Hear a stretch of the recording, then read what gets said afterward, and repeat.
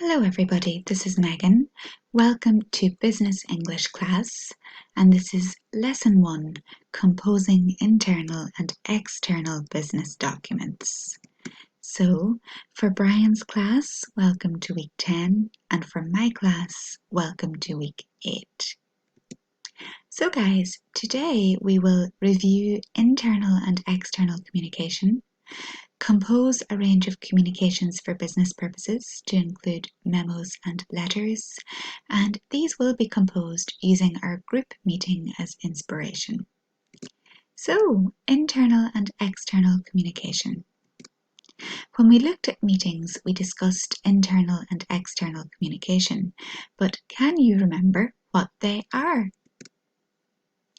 Well, the members of an organisation communicate with each other, and this is called internal communication. And when there is communication between members of the organisation and outside parties, this is called external communication. There are two types of communication which can be used in the corporate world, and these are internal and external. But I have a question for you guys then. So my question is, discuss. Can you give examples of internal communication? So you can pause the video here while you go back through your notes and think about that.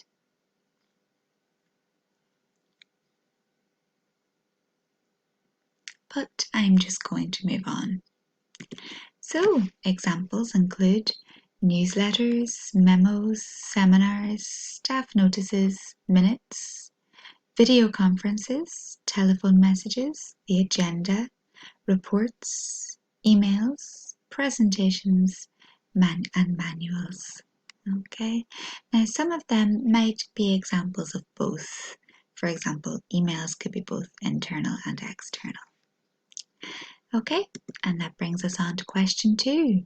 Can you give examples of external communication? You can pause the video here while you think about that.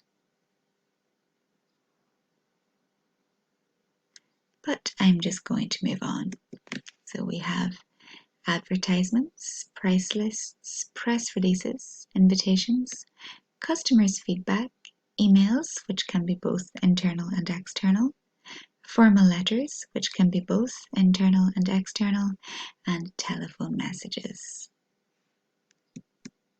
So this brings us on then, guys, to the last worksheet that we had on meetings, and it was designed to be created after we had done these worksheets. So let's have a look. The agenda, was it internal or external communication? The memo, was it internal or external communication? The letter to the candidate, was it internal or external? The text message, was it internal or external? And the meeting, was it internal or external? So guys, you can pause the video now while you think about that.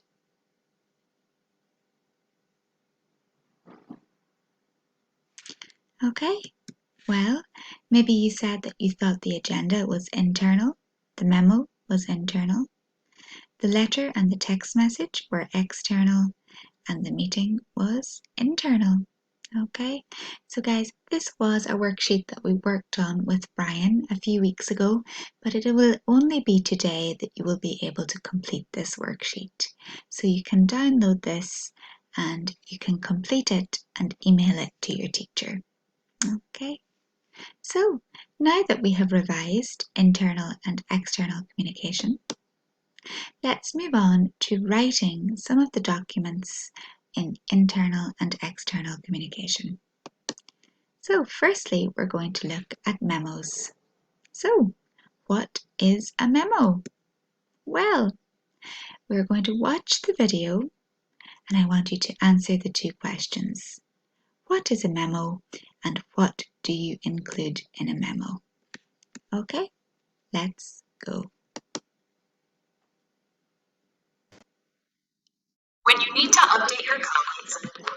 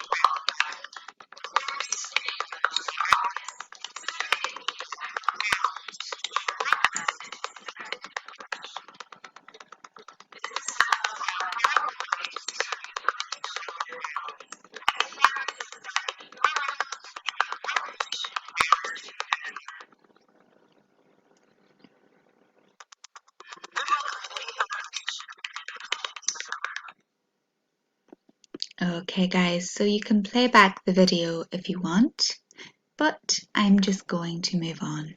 So let's have a look. The answers. A memo is a way of updating your colleagues on important information or making an announcement at work. You should include a header listing recipients, your own name and title, date, subject, and the body of the text, stating the main point of your memo in the first paragraph. So, here is some more information on memos, but we have covered this already. So, a memo is an abbreviation for memorandum.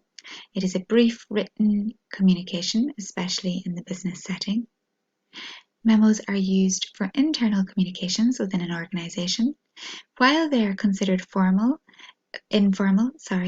they are formal in the sense that they are written and documented communications within the organizations.